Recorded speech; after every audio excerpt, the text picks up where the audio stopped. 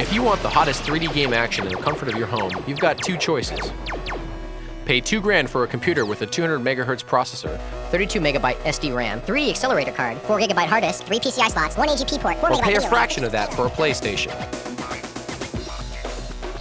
How does PlayStation run 3D games at less than 1/10 the price of a PC?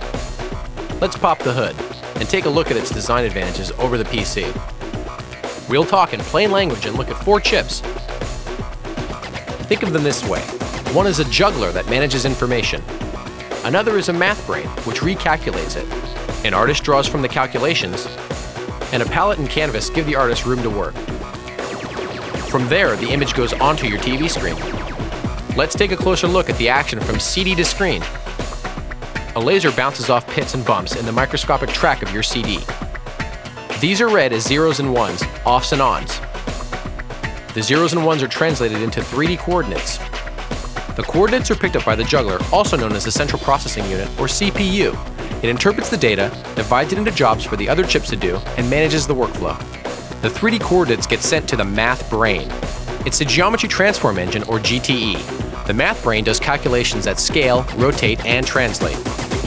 That's not easy. The game is 3 dimensions, but the screen is only 2 dimensions. So the math brain has to flatten a 3D world onto a 2D screen using perspective conversion. Be glad you're not crunching the numbers yourself.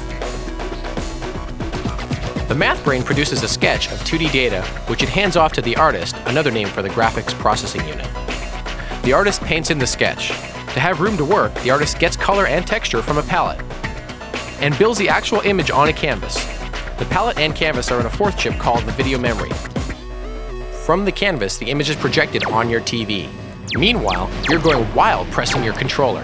That makes your console recalculate and redraw new images. Everything happens at 30 million instructions per second, so let your fingers fly. A PC does this work using about $2,000 worth of components. So how does a PlayStation do it for less than 1/10 of the cost? To be fair, a PC is designed for other roles besides 3D games. And because PlayStation is focused totally on games, it can deliver maximum gameplay at minimum cost. The most important game components are more tightly integrated in a PlayStation. For instance, this chip is both the juggler and the math brain, which increases the speed. In a PC, these functions would be performed by separate components. By being separate, they're more expensive to manufacture. In a PlayStation, the different key chips share the same communications pathway for faster response. Key chips in a PlayStation have a design dedicated to gameplay action. This helps 20 of the most important gameplay effects, such as running into the distance, happen faster with less number crunching. The result is a lean, efficient game engine running right now under your hood. Let's review. Off your CD comes a gazillion zeros and ones. The juggler fields them, the math brain converts them, then the artist draws them, putting textures on a palette and building the image on a canvas. The image goes from there onto your TV.